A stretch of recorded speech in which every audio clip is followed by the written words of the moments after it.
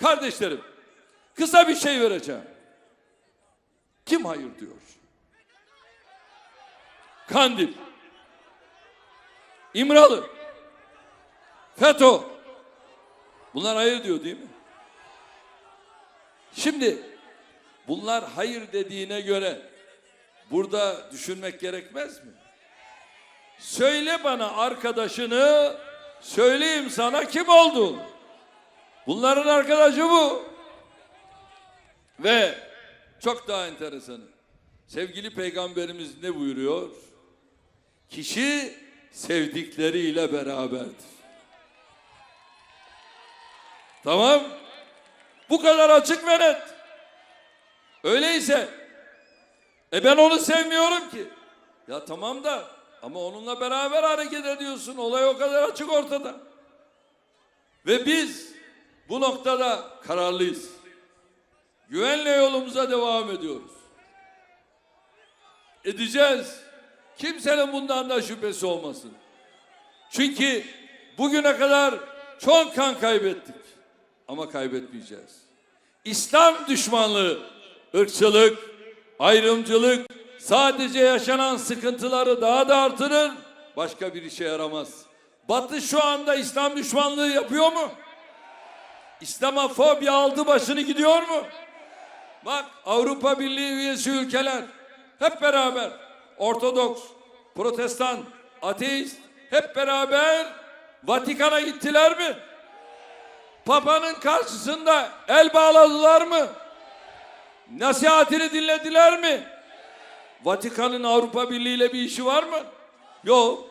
Ama bak orada beraber oldular. Nasihatini dinlediler. Niye? Bunlar tek millettir. Tek millet. Ne demek istediğimi anlıyorsunuz değil mi? Heh. Öyleyse Türkiye'nin birliğine, beraberliğine kasteden terör örgütlerine destek olmakla hiç kimse kendi meselesini çözemez. Biz kendimizi asla Avrupa'nın dışında görmedik. Ama 54 yıl bunlar bizi Avrupa Birliği'ne almadılar. Şimdi o zaman yeni bir dönem başlayacak.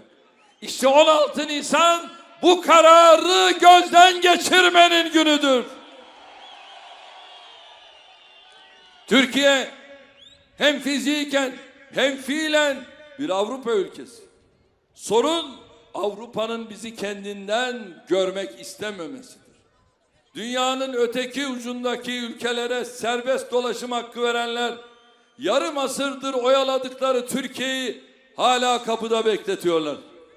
Biz oyalanırken üye yapılan üyelerin hangisi demokratik ve ekonomik bakımdan Türkiye'den daha ileri? Avrupa Birliği'nin üyelik kriterleri onlara farklı, bize farklı mı? Görünen o ki evet farklı. Biz bu çifte standardı yüzlerine vurunca kötü adam oluyoruz. Ne yapalım? Avrupa ülkelerinin gönlü hoş olsun diye ülkemizi terör örgütüne mi teslim edeceğiz? Avrupa ülkelerinin gönlü hoş olsun diye ülkemizin bütünlüğünden, milletimizin birliğinden vaz mı geçelim? Utanmadan, sıkılmadan benim oradaki soydaşlarıma, vatandaşlarıma atları, itleri üzerine salacaksın. Onları yerlerde süründüreceksin. Biz sessiz kalacağız. Avrupalı olarak söylüyorum. İsviçre işte aynı şekilde benim resmimi parlamentonun önünde dev bir pankartta basıyorlar. Şakama silahı dayıyorlar. Erdoğan'ı öldürün diyorlar. Kardeşlerim, bütün bunlara karşı sessiz mi kalacağız? Hepsi bunların masaya yatırılacak.